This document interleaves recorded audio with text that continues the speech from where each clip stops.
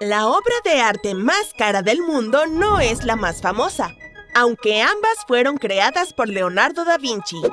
Comencemos por la que seguro que has oído nombrar, la Mona Lisa. Aproximadamente 10 millones de personas se reúnen para verla cada año, curiosas por su intrigante sonrisa. Pero fue otro de los cuadros de este artista, el Salvator Mundi, el que se llevó el récord de la obra de arte más cara jamás vendida. $450 millones en una subasta de Christie's.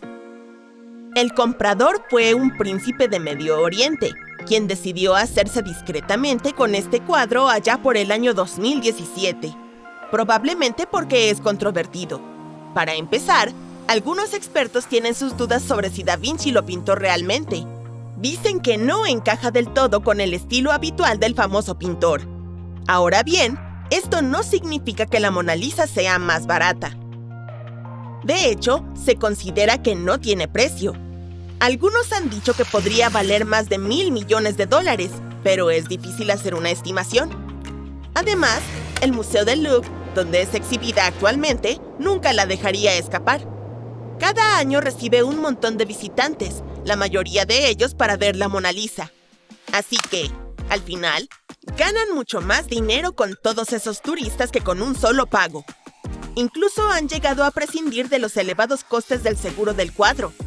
La estrategia consiste en invertir en la conservación de la obra de arte. En caso de que alguna vez resulte dañada, ninguna cantidad de dinero podría reemplazarla de todos modos. Te preguntarás, ¿qué hace que el arte sea tan valioso? Pues depende de a quién le preguntes, pero hay algunos factores a tener en cuenta a la hora de evaluar el valor de, por ejemplo, un cuadro, como su edad, su estado, la popularidad del artista o su historia. Por ejemplo, la Mona Lisa. Hasta el siglo XIX era considerada un cuadro mundano. El hecho de que en su día fuera robada del Louvre también contribuyó a su misterio y valor. Si a esto le añadimos que el propio Picasso fue llamado para ser interrogado sobre el paradero del cuadro, es fácil comprender por qué la Mona Lisa se hizo tan popular. La pintura contemporánea más cara fue vendida por cerca de $300 millones. Es una obra de un artista estadounidense de origen holandés que realizó Interchange, este paisaje abstracto, allá por 1955. La obra presenta una gran superficie rosa que se supone se parece a una mujer tumbada. También hay salpicaduras de azul, amarillo y naranja que perfilan a la dama. Al observar estos dos cuadros vemos diferencias evidentes en cuanto al estilo. Las pinturas antiguas tenían un aspecto más realista. Te hacían sentir como si tuvieras a la propia naturaleza atrapada en el lienzo. Los artistas dominaban las técnicas clásicas, como la perspectiva y la anatomía de los personajes. En cambio, el arte contemporáneo es más libre y combina diferentes técnicas. Un buen ejemplo es la pintura abstracta, como el trabajo de Picasso, por ejemplo, que no se parece en nada a nuestra realidad. Él fue el pionero de un movimiento artístico llamado cubismo.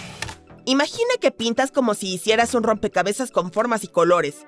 Puedes poner una cara en alguna parte de la obra, pero los ojos, la nariz y la boca, en lugar de estar en sus sitios habituales, están dispersos como piezas de un rompecabezas.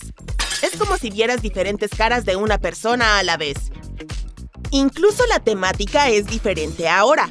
Los cuadros antiguos nos muestran cosas de la historia o representaciones de mitos conocidos. Mientras tanto, el arte contemporáneo aborda también otros temas, como cuestiones sociales o experiencias de primera mano. Tomemos a Frida Kahlo, por ejemplo. Es famosa por sus pinturas autobiográficas, en las que compartía con el mundo las diferentes luchas de su vida.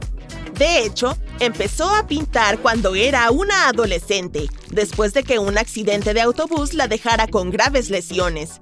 Confinada a la cama, utilizaba un espejo que tenía encima para capturar su propia imagen y poder expresar su dolor y sus emociones a través de colores vibrantes y autorretratos surrealistas. Cuando Da Vinci pintaba sus obras, eran los ricos quienes más influían en los artistas. La mayoría de las veces, la gente con medios encargaba cuadros para enviar un mensaje claro, o simplemente por vanidad. Los artistas contemporáneos pueden pintar lo que quieran. El problema es reunir público y vender sus obras. Y no solo los cuadros han cambiado con los años. Si te gustan las esculturas, también habrás notado la diferencia. Por ejemplo, las esculturas de la antigua Grecia y Egipto. Los escultores de ese entonces se centraban en la perfección y las proporciones ideales.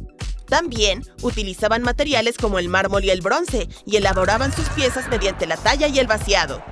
Los escultores de hoy disponen de una mayor variedad de materiales: plástico, fibra de vidrio, resina. Tú eliges.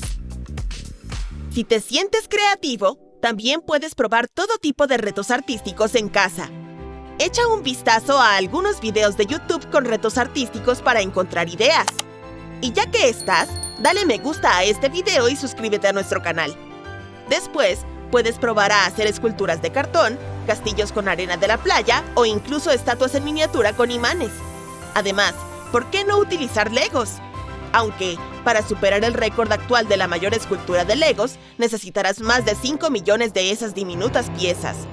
La obra representaba una réplica del puente de la torre y tenía más de 13 metros de altura. ¿Qué pasa con la música? Es una de las formas de expresión artística más antiguas. Arqueólogos han encontrado flautas de hueso de más de 40.000 años de antigüedad. En el antiguo Egipto, Grecia y Roma, por ejemplo, la música era popular y a menudo era utilizada en ceremonias importantes.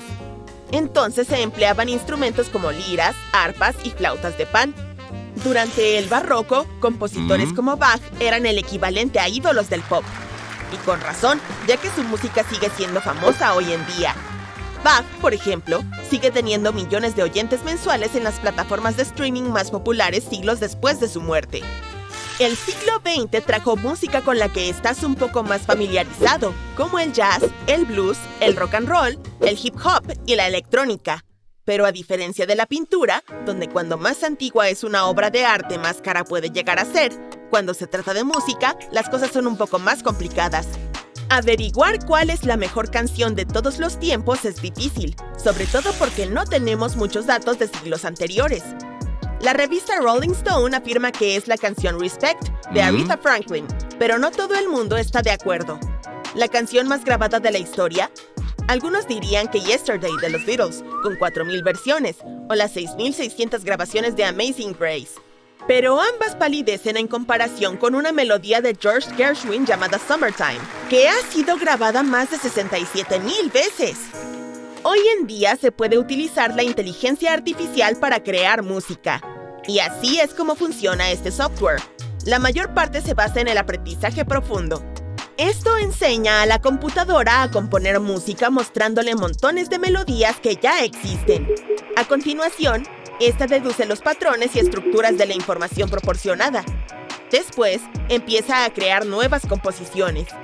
Una vez que estos creadores de música por IA han recibido el entrenamiento suficiente, puedes darles todo tipo de información para componer música, como el tempo, la tonalidad y el género. La literatura ya no es lo que era.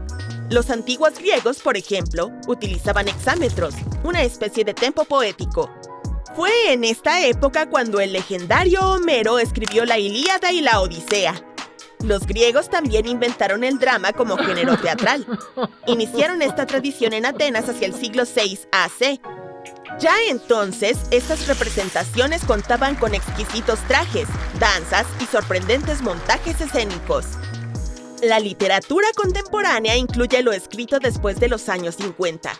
Desde entonces, se han utilizado muchas técnicas interesantes en las novelas, como historias que dan saltos en el tiempo y personajes en los que no sabes si puedes confiar. Los autores de hoy tampoco tienen miedo de romper la cuarta pared dirigiéndose directamente al lector. Cuando se trata del libro más vendido de todos los tiempos, la estimación también se complica un poco. Pero para la mayoría, la mejor estimación es Historia de dos ciudades, de Charles Dickens. Algunos informes afirman que se ha vendido más de 200 millones de veces en todo el mundo. Por no hablar de que se ha traducido a más de 100 idiomas. ¡Hey! ¡Lee todo sobre eso!